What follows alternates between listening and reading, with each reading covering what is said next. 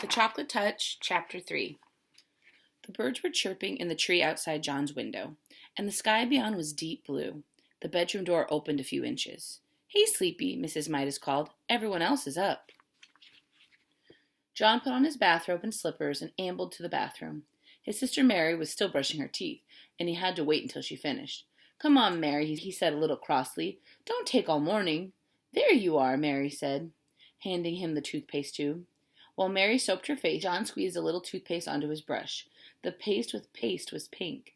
John made a face at his toothbrush. It didn't seem fair that he should have to brush his teeth with stuff that tasted like his tonic. A stinky taste, he called it. John opened his mouth and pushed in the end of the toothbrush. As soon as it touched his front teeth, he noticed delicious sweetness in his mouth. A taste of the best kind of chocolate. He pushed the brush to and fro, and the taste seemed to grow stronger. He removed the brush. The bristles were brown. "What kind of toothpaste is this?" John asked. Mary was drying her face. "The same kind," she answered. "It says on the tube, Blancodent." John read. "It was the same kind it always had." Why is it chocolate flavored this time?" he asked. "Boy, it's good." "Silly," Mary said. "Course it isn't chocolate flavored." She hung up her towel and swished out of the bathroom. John squeezed some more toothpaste onto his brush and continued to brush his teeth. Chocolate again. It was marvelous. Rich, sweet, smooth chocolate. Chocolatey chocolate. Like the single piece of chocolate from the box that night before. The night before.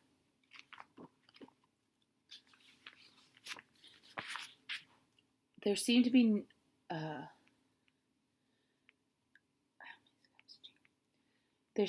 no further need for the toothbrush, so John rinsed it and hung it up. He squeezed another bit of toothpaste onto his finger this time. He put his finger in his mouth and ate the toothpaste off. When he took his finger out again, it was stained chocolate brown. John wasted no more time. He put the end of the toothpaste tube in his mouth and emptied the paste onto his tongue. It squeezed out like thick, creamy chocolate. Mary looked in the bathroom. "Hey, what are you doing?" she demanded. "Yummy," was all John said. John and Mary were a little late getting to the dining room, and Mr. Midas was already on his way to his train when they sat down at the breakfast table. "John ate up all the toothpaste," Mary told their mother. "Oh, you sneak," John whispered. "Well, you did," Mary reminded him, "and that's a waste. Isn't it a waste, Mother, to eat up all the toothpaste in one day?" Mrs. Midas was serving their orange juice. "Mary, really," she said. "I'm sure John was only joking. He must have been pretending to eat the toothpaste." "No, he wasn't," Mary insisted. "I was watching, and he squeezed it right into his mouth. He said it was chocolate." "Oh, dear," protested Mrs. Midas. "Chocolate again?" "Now, I know it was just a joke. He wished it were chocolate, Mary. Come, now, drink up your orange juice, both of you. Your bacon and eggs will be ready in a minute." As Mrs. Midas left the room, John took up his glass of orange juice and put it to his lips. As soon as he tilted it and the liquid began to pop into his mouth, a happy look came across his eyes. "Boy, that's good," he said at last, lowering the empty glass. "Chocolate juice." Mary looked at John. Then she looked at her glass of orange juice. It was a bright orange color. She tasted it. It tasted like orange to her. "It's not chocolate juice. It's orange juice. Orange juice is good for you." "Yes, John," said Mrs. Midas, hearing the last few words she carried in the tray of bacon and eggs. "You must drink your—" She caught sight of John's empty glass. "John," she said, "you good boy. That's the first time in ages you finished your orange juice without having to be told to." "It tasted like chocolate," John explained. "All right," Mrs. Midas said. "Very funny. Don't tease Mary too much. Remember, Mary's younger than you are." John silently picked up his fork and sliced the yolk of his fried egg. The yolk broke over the white, and he shivered as he watched it, as he always did. "I can't eat this," he told his mother. "Of course you can," Mrs. Midas said. "You drank your orange juice. Try to eat your bacon and egg." John scraped up a piece of egg and put it in his mouth. It immediately became chocolate white and chocolate yolk.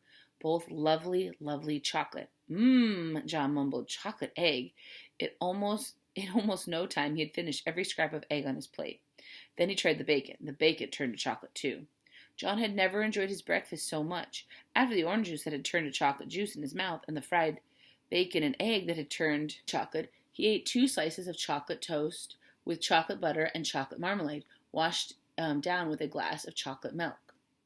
"I'm very pleased with you this morning," Mrs. Midas said as she helped John on with his coat. "If you promise to eat your lunch at school as well as your breakfast, I'll give you a dime to buy some chocolates with." Oh, that's all right, John said. I don't think I'll need it. Mrs. Midas looked puzzled as she waved goodbye.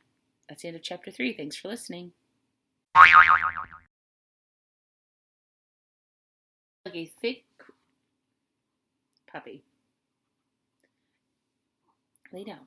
Lay down. Come here.